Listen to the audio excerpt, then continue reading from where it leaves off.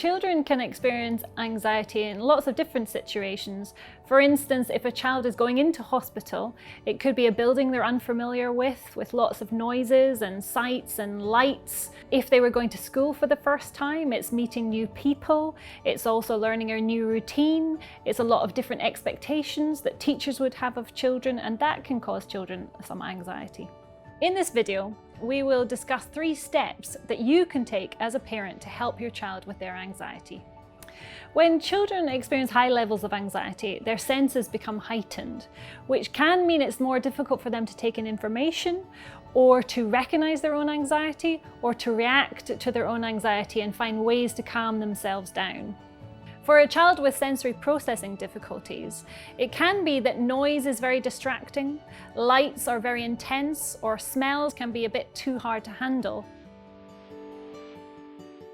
The first step in helping your child deal with their anxiety is preparation.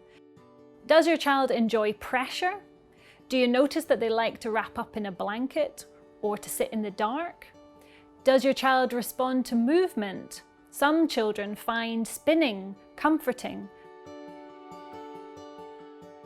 Recognizing what your child is like when they're relaxed, when they're happy and calm, can help you notice the small changes in their behavior as they're becoming anxious. Noticing these small changes can help you to prepare to deal with their anxiety before it increases or becomes overwhelming. Sometimes it's worth thinking about different moods in different colors. So if you think about a blue mood, it's sometimes when your child is tired or bored or maybe depressed. And then a green mood is when your child is happy and focused and calm. Then you might find that as anxiety is increasing, you move more into an amber mood where they're a bit grumpy, they're a bit frustrated, they can get a bit agitated. Sometimes you might notice that they're speaking less, becoming more silent. And then there's your red zone where someone is really very anxious, and that can come out as angry, it can come out as freezing on the spot, it can come out as a stiff body, it could be hitting or kicking.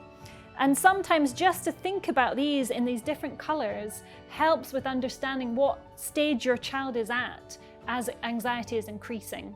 Sometimes you might find it's helpful to use with your child for them to understand their different moods, but also for you as a parent to think about your child in different colors can help you see what's going on in those different stages, but also help you think about what actions to take as you move from green to amber and then to prevent moving into red. The second step in helping your child to deal with their anxiety is self-regulation. Self-regulation is a way for us to deal with our emotions. Giving your child time and ideas about self-regulating can greatly help them in their anxiety. Finding out what works for your child means that you can help them to do these activities when they start getting anxious. For example, some children find movement helpful, like trampolining or hopping.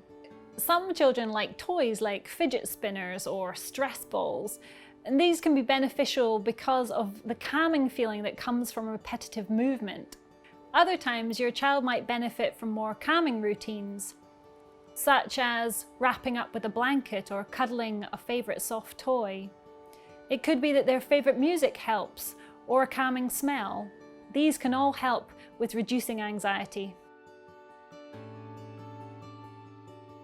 Once you find out what works for your child and given them opportunities for self-regulation, the third step is to make a plan for dealing with their anxiety. In anxious situations, verbal information is the hardest to process. It might help your child to use simple language or visual information. For example, saying music or trampoline can help redirect their attention and reduce their anxiety. Also, agreeing a place for your child to go when they feel anxious. It could be closing their bedroom door or a favorite place on the couch, sitting there and listening to music that makes them feel calmer. Maybe now you can develop a plan with your child that includes 2 or 3 activities. It could be you use that quiet place, or a calming activity, or an activity that helps them self-regulate. What works for one child might be different for another child, so it's important that you put together a plan that works for your child.